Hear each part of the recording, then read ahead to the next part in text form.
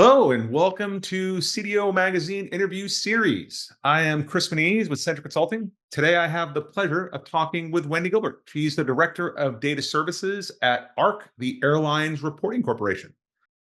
Something very near and dear to my heart is data governance. It's something that I spent a decent amount of my career actually working on. And it occurs to me as data strategy becomes more and more requisite, especially with the evolution of AI and just how dependent it is on data to be effective and to give good answers. Data governance is becoming a thing that just isn't optional anymore, and especially the data quality pieces within data governance. Uh, it's kind of a war of attrition of keeping your data clean Mhm. and usable, with all kinds of things constantly trying to undermine the quality of your data. So, how do you guys weave that into your strategy approach? Is it part of it?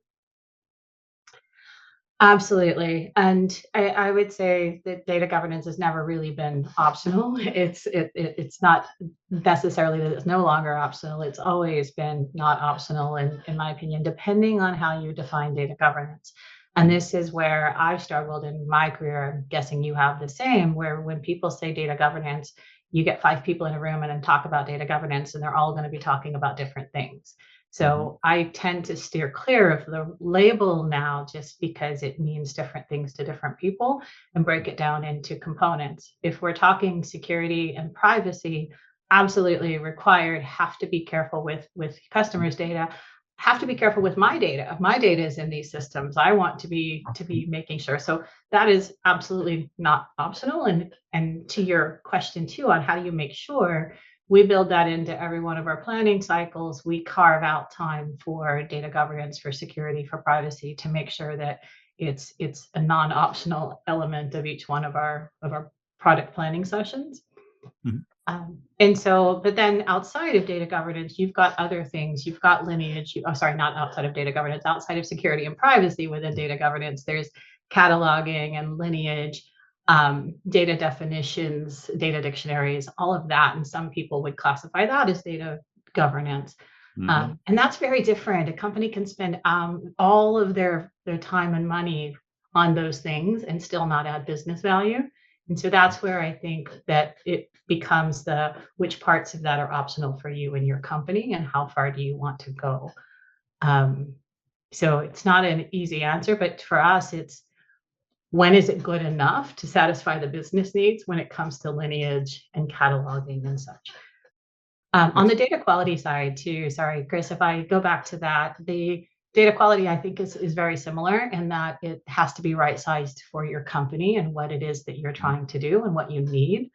One of my, I'm a really big quote person. I think you can tell. I used to collect them, but there was one from a conference that I went to where he had said that no company needs, wants, or is willing to pay for perfect data. And it's kind of, again, always stuck with me because we want good, strong data quality. And for some elements, they have to be strong data quality. If it's going into financial reporting, of course, we want it to be perfect. Mhm. But if it's personalizing and Netflix telling me which movie I might want to watch tonight, well, the data quality is not, the bar is a little lower. Mhm. So one of the things that I've done in previous companies to solve for that is like tiering our data. So assigning different tiers for different data sets that Mhm.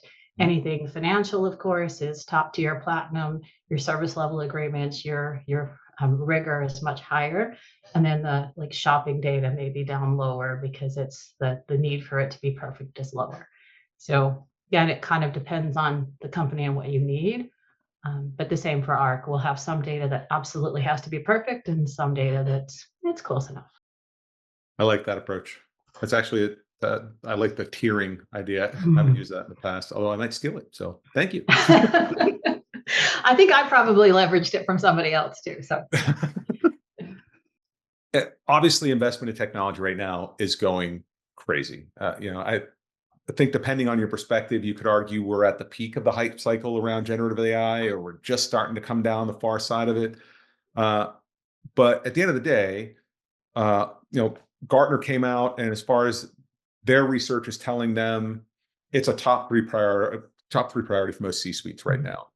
now. But the majority of them, that they don't know how they're going to get the value and the functionality out of what the promise is of generative AI.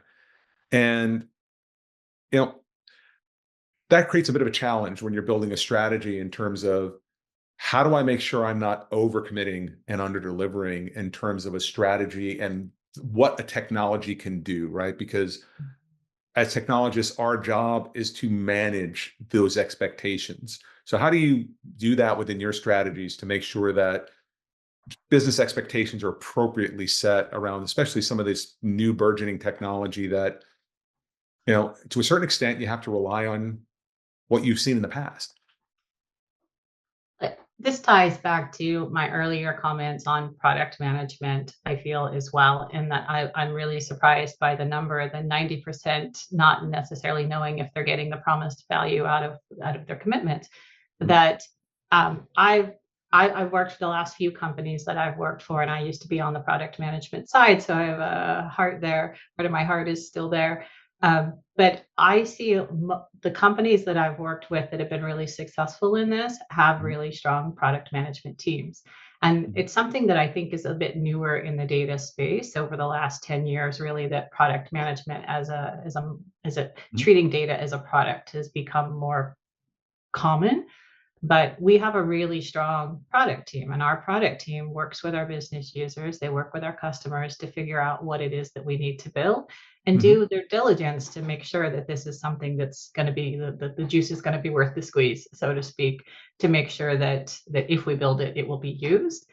And so I think some of the companies that I've worked for before that were more tech driven, where tech decided what we were going to build, we often get enamored by the tools and the if I build this, somebody's probably going to find a use for it, instead Mhm. of being more comfortable that there's a use for it before you build it.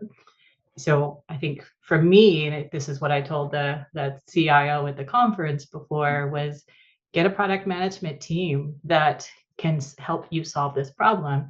And that's whether data is treated as an internal product or external product. It may be a product that you're selling to customers, but a data warehouse, a data lake, a data platform is also a product if you want to treat it that way. And Mhm. I do. And that makes sure that you put a business mindset on top of your data. I like that perspective, and it kind of it leads into a different way of thinking, right? In Gartner's article, they talked about how, yeah, those folks say data is a top priority, but what does that mean, right? Data is a Right. lot of things. So by turning it into a product, does that help you sort of set the expectation of, okay, tell you what, let's stop saying data's a top priority. Let's start saying that these capabilities coming out of our data Right. product, those are our top priorities. Exactly, 100%. It's what is it that we're trying to accomplish? Data, AI, BI, data science, ML, all of it is a means to an end. So how are we going to be using, unless it's the data is a product itself that you're selling externally, which of course Mhm. is a bit different, but even that is a business case you're trying to solve for, and you're using data to solve for it. So yeah, 100% that it's really about what are we trying to do.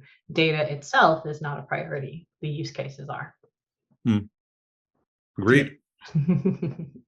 Well, thank you. This has been a fun conversation. It's been nice getting inside your brain a bit and understanding your perspective on data strategy. Uh, for everybody listening, thank you very much. Thank you, Wendy, for joining me. And as always, please visit us at cdomagazine.tech for any additional interviews. Awesome. Thank you.